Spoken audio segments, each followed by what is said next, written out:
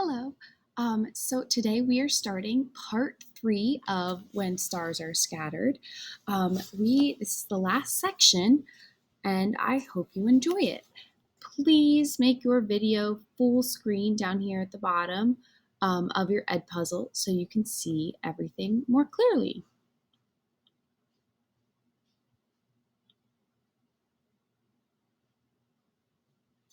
Part 3, 4 years later. This is me now. I look pretty much the same at 17 as I did when I was 13. I'm not even that much taller, unfortunately. Jerry is taller, much taller. Jerry and I both passed our KCPE exams, which are the Kenya Certificate of Primary Education. These are the long and difficult exams you have to pass in order to attend high school. So we're among the few students in A2 from our grade to go to high school. I'm really proud of that. The whole neighborhood is proud of us for going to high school. We're kind of like local celebrities. Fatima? Hassan? Fatima is asleep. That means Hassan must be with Miriam. I start a fire to heat up dinner. I change out of my uniform. I wash it every night to keep it looking nice and crisp.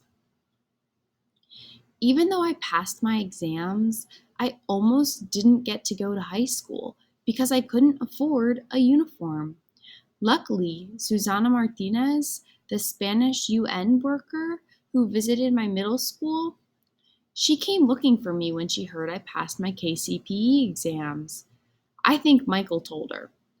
When she learned I couldn't buy a uniform, she bought one for me. I couldn't believe she remembered me and wanted to help. Sometimes I think Fatima is right. You just try your best, and God will find a way to help you when you need it.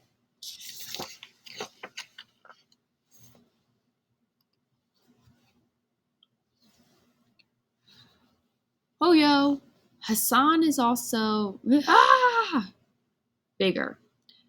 Miriam is bigger too, again.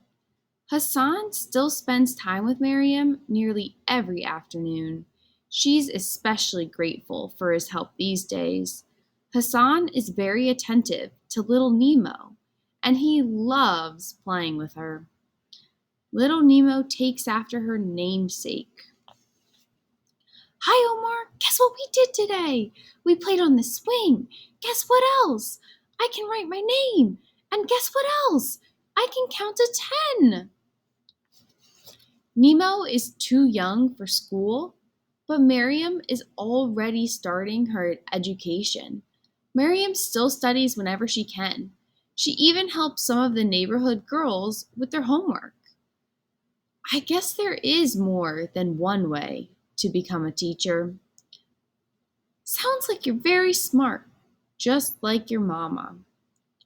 Maybe she'll earn that scholarship to Canada someday. Miriam looks proud, but sad too. Did you hear that Nemo's family called from Canada the other day? Ali from the market told me her mother was on the phone, and I was able to speak with Nemo for a few minutes. Nemo says it's really hard speaking English all the time. There are only a few other Somali families in her town. She also said that not everyone in Canada is rich, that life is not as easy as she thought. Some people there live out on the street. She even said she misses the food here in Dadaab. Can you believe that? No. Nope. So what are some challenges for refugees when they get resettled? Think about Nemo and her challenges. What are some challenges for refugees when they are resettled? Answer in the Edpuzzle. It's hard to imagine that anyone would miss living in a refugee camp, and yet it's the only place I call home. Soon it's time for supper, and Miriam and Nemo head back. Bye bye, Omar. Bye bye, Hassan. I love you. I heat up our supper and I wake Fatima when it's ready. Fatima is the one person who is not getting bigger. In fact, she seems to be shrinking. Before she even thinks of eating anything herself, she makes sure the goats have water. The goats are shrinking too. There isn't much grass for them to eat these days. Now that the camp is getting bigger and more crowded, resources like firewood and grass are harder to find. Fatima frets and worries over them all the time. Jerry comes over to study almost every night after he checks on his mom and siblings. But his dad is hardly ever around anymore, so that's one thing he doesn't have to worry about. We have lots of homework in high school. Jerry shares his lamp, and I share the peace and quiet of my tent. Of course, peace and quiet is still a relative term. Hassan, buddy, we have a big paper due tomorrow, so keep it down, all right?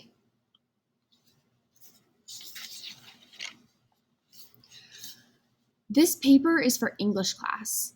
I feel like I've had to write the same paper about 20 different times in all the years I've been in school. What it means to be a refugee. Geez, can't our teachers be a little more creative? Being a refugee means you don't have a home. I am Somali, but I can't go back to Somalia. I can't stay here in Kenya. I am stuck in the middle. Being a refugee means I'm always worried about my brother. He needs medical treatment, but the doctors here can't stop his seizures. He hasn't had one in a while, but who knows when the next one will happen. Being a refugee means I'm worried about Fatima. I never thought about it as a kid, but why is she always so quiet?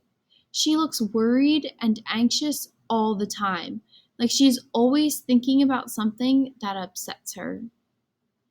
Being a refugee means I am worried about my future. If I can't work, how can I support my family? Fatima is getting weaker. How can I care for her and my brother and still earn money? Being a refugee means you don't really have a future. I hope that peace comes to Somalia so I can go back to my country and support my family.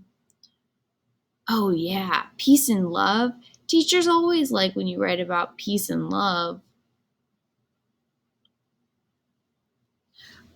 So, what does being a refugee mean to Omar? What is one thing it means? He listed a bunch of different ideas on this page. What is one thing um, that it means to be a refugee?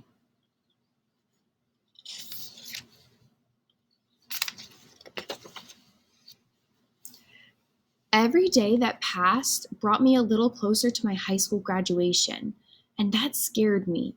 I liked learning. I didn't want to stop. And despite all those essays we wrote about what we wanted to be when we grew up, I still didn't know if I could find a job. And if I couldn't find a job, what would I do to fill my time? I started seeing some of our former classmates hanging around the cot stand in the market, classmates like Ta Ali. I'm ashamed to admit it, but I understand the appeal of cots sometimes. When people are suffering and you can't do anything to help, you want to forget. Sometimes I feel so hopeless in this place, I don't think I can stand it. I'm so thankful for Jerry. At least we are here together. We'll always have each other's back. No! Fatima, what's wrong? He was hungry and I didn't have any food to give him. In all these years living in a refugee camp, I'd never seen Fatima cry about anything. And here she was crying about a goat. If I had been a better mother, if I'd taken better care of him, he was innocent and sweet. He didn't deserve to die. She sat there, cradling her baby goat for a long time. It looks like the way she used to hold me and Hassan.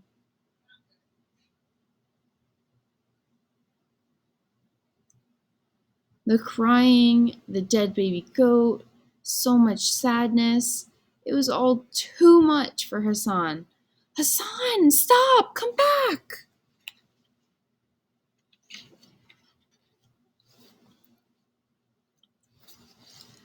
You go after Hassan. I'll take care of everything here. It's been a long time since Hassan has run off like this. When he was little, it wasn't so hard to find him, but he's bigger and faster now. Hassan! Excuse me, sorry, Hassan!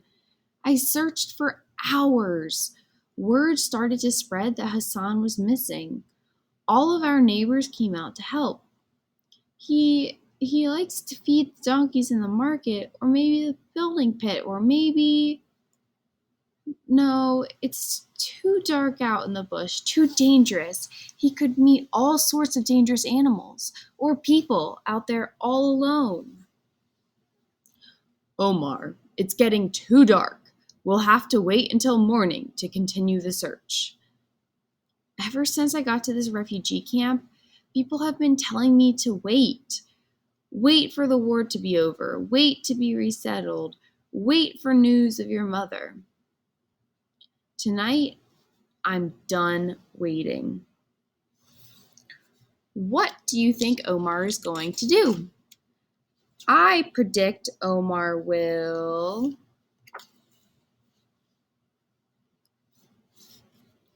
I'm going to find my brother. I walked and walked and walked. As morning broke, I reached the next camp over, Daga Haley camp. I asked everyone I met if they had seen my brother. No luck. Daga Haley was a lot like Efo camp. Big families living in small tents, long lines for water, the same loudspeaker that 5 times a day called everyone to prayer, just like us. I started to feel hopeless in the endless sea of refugees. There were so many of us, thousands of us, hundreds of thousands. What hope was there for us, for any of us, to find what we were searching for? Attention to the young man looking for your brother. Your brother is here. He is safe. Come to the fruit stand in the market. Again, to the young man searching for his brother. He is safe.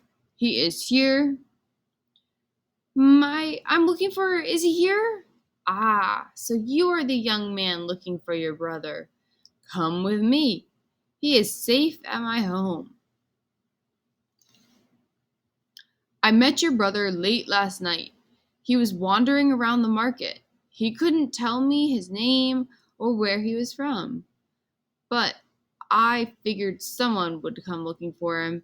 Then this morning, my neighbor tells me that a young man is looking for his brother. I guess that's you. My wife is caring for him now. Naira, we have a visitor. I thought I'd lost you. But I didn't lose him. We still had each other. Please, have some tea with us. Sometimes, when life feels like it's at its loneliest, this is our daughter Sarura. God will deliver an answer, and you'll find a path out of the darkness.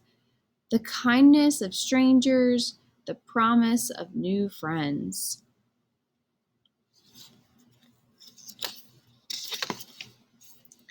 Life is always the same in a refugee camp, except when it's not. Sometimes your life can change in an instant, but you can never be sure if it's a good change or a bad change. Hello, Salon. Hi, Jerry. Hi, Miriam. Susanna? Why are you here? I don't understand, Fatima. Is everyone here because Hassan is back? No, Omar. Everyone is here because you will be leaving. Your names are on the list from the UN. You're going to be you're going back for a second interview to be resettled to America. And that is the end of chapter 15. So I hope you enjoyed it, and we have some exciting chapters left to come. Please make sure you answer all the questions in the Ed Puzzle and submit it in Google Classroom. Sorry, have a great day.